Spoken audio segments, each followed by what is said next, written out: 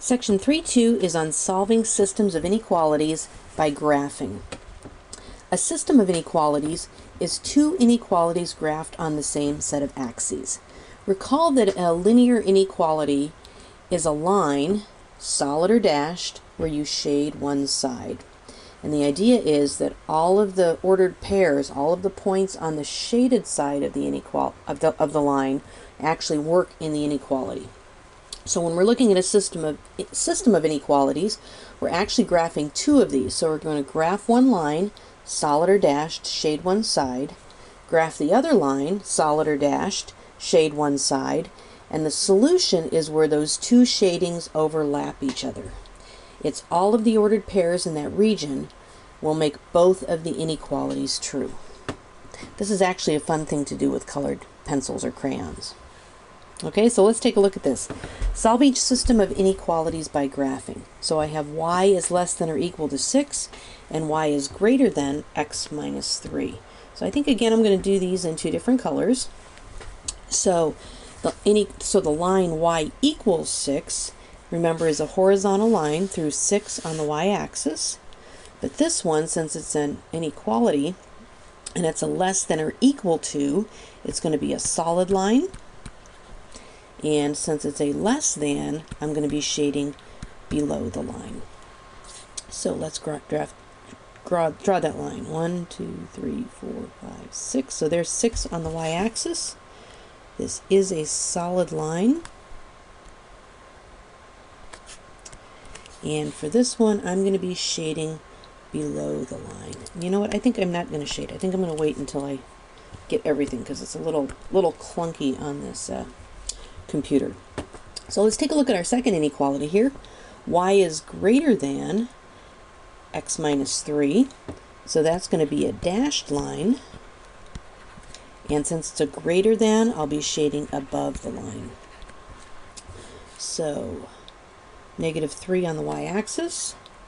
My slope is a positive 1, so I just have dots like this, and I'm going to go all the way until it intersects the line and maybe just a little bit past. And here we kind of get the idea, and actually I need to dash it, so I'll just go ahead and put some dashes in there too.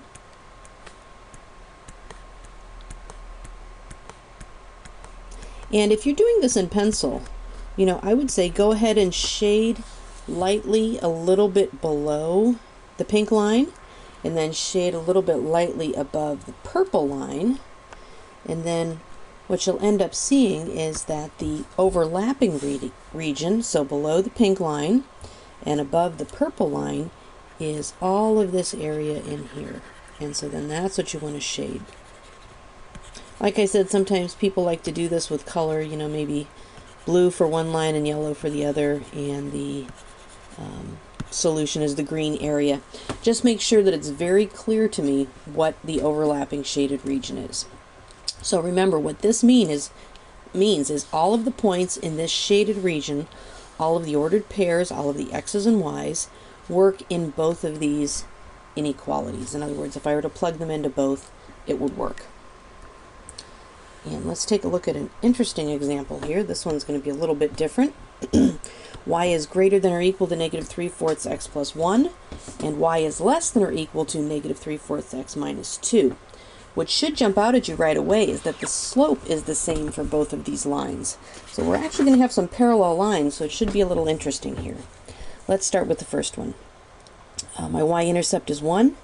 My slope is negative 3/4, so that means down 3 and right 4. Down 3 and right 4. Or up 3 and left 4. Okay, and this is going to be a solid line. So I'm going to go ahead and make this one solid.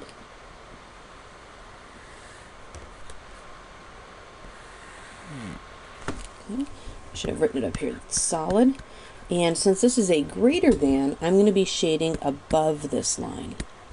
So just imagine right now that the area above this line is shaded pink. Let's do our second line here in purple. Y is less than or equal to negative 3/4 minus 2. So my y-intercept is a negative 2. And again, I have the same slope. which is down 3 and right 4, or up 3 and left 4. Okay, and again, this line is going to be solid.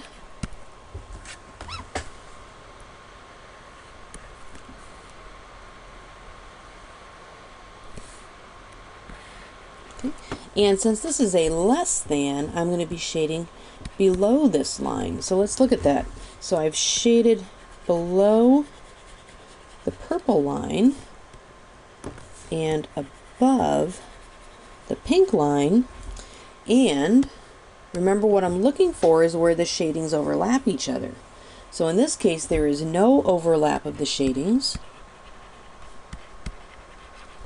therefore there is no solution.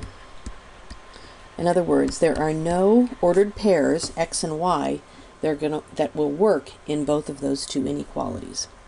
Sometimes you might have the case where, if, for example, if I were shading below the pink line and above the purple line, then the overlap would be the space in between the lines. So you have to pay careful attention to which side of the line your shading is on.